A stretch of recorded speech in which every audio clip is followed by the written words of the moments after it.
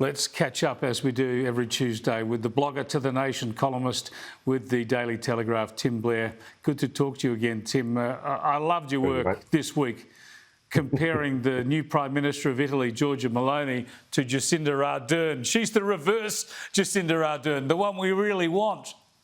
Oh, absolutely. Italy's gone exactly the right path. And I noticed as well that electorally, she might be the reverse of Jacinda as well, because as I understand it, Jacinda is losing in the polls, or losing ground in the polls, which may or may not mean something, considering New Zealand's got, a bunch of random dice thrown in the air every time they want to elect someone. I'm not really sure how that system works. No, I don't think they know how it works either. Speaking of Jacinda Ardern, let's have a look at what she said at the United Nations last week, where she's worried about disinformation, especially online, and especially disinformation about climate change. This will also be important in understanding more about mis- and disinformation online, a challenge that we must, as leaders, address. How do you tackle climate change if people do not believe it exists? Okay, so she wants the media and the tech giants not to promulgate disinformation about climate change, which got me to thinking, given it hasn't stopped raining in Australia for about 2.5 years, whether this is the sort of disinformation she wants to get rid of. Even the rain that falls isn't actually going to fill our dams and our river system. Even the rain that falls isn't actually going to fill our dams and our river system. Tim, isn't Tim Flannery the greatest promulgator of climate disinformation we've ever known in Australia? It's all about the climate, and we don't know whether the climate crisis exists. Like, he banged on for that for a good long while. He was on a terrific wicket. Remember, he was on 180 grand or something for a part-time job under Julia Gillard as our climate boss, to say that sort of stuff. And now it's always a lot of fun online to mention those quotes, because there's a lot of Flan fans, I guess you'd call them, who come out and say, no, what he really meant was, and it's like, well, no, we've heard the quote. We know exactly what he meant. He meant to scare us. He meant to, ride the climate bandwagon a bit further. We know exactly what he was going on about. Yeah, the flams. I call them the flim flams, and it's going to be interesting to see whether the Labor Party finds a new position for him, because I think he might have actually muddied the waters somewhat with the way things have turned out. Just on that, I think you draw to our attention the Treasurer and Deputy Premier of Queensland, Stephen Miles. He's won praise from Al Gore. He thinks it's great that he's won praise from Al Gore about Queensland's climate policies. And so in response to that, he says, this is great. And he reminds everybody that 15 years ago, it was Al Gore who inspired him to get into politics and save the planet. Thank you for all your advice and support since then, he says. I mean, honestly, talk about leading with your chin here. I'm really proud of what we've achieved in Queensland and our energy and jobs plan. Here's a photo of both of us looking much younger to celebrate. I don't think Al Gore running Queensland's energy system is going to be a vote winner for Labor in that state. No, the sound you're hearing right now, Chris, is the entire Queensland electorate filing a class action lawsuit against Al Gore. Thanks a lot, pal. Thank you so much, mate. And look, I'm amazed by these people who met Al Gore 15 years ago and they were swept up in all the enthusiasm, and they've never lost that.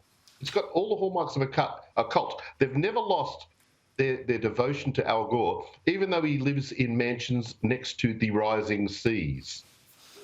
Yeah, exactly. And even though he told them... Right. And even though he told them the seas would be 7 metres higher now than they were then.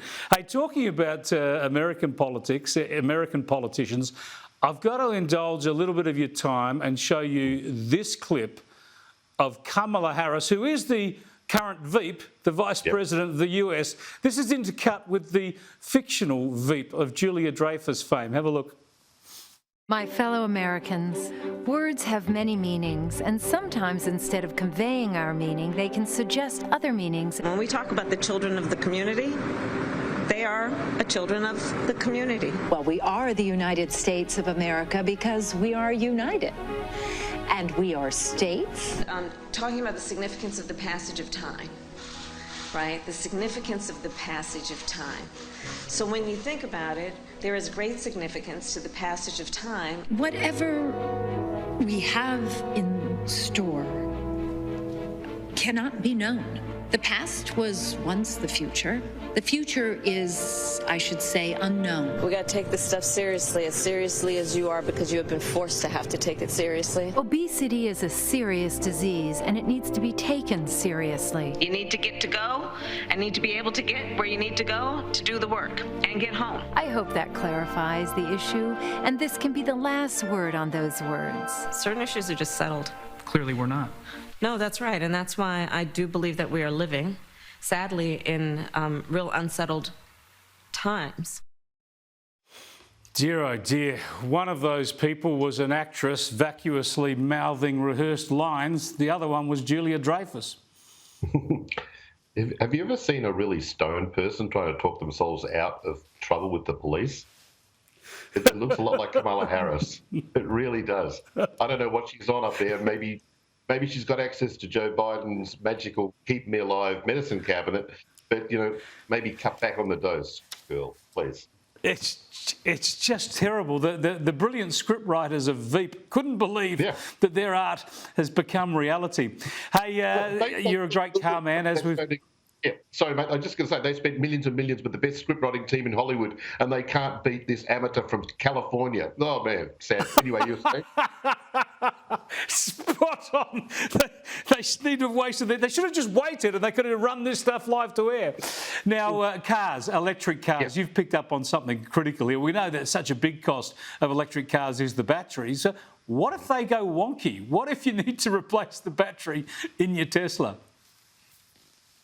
Yo, look at that. 43 grand for the electric, for the replacement battery in a Lexus. I mean, that's a fairly high-end car, but still, 43 grand is also a high-end car, and that's just for the battery. That's before you put the rest of the car around it.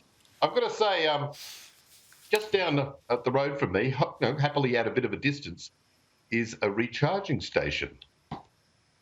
It occasionally gets used, but given how it seems relatively frequently electric cars combust, then they're prone to occasionally catching fire.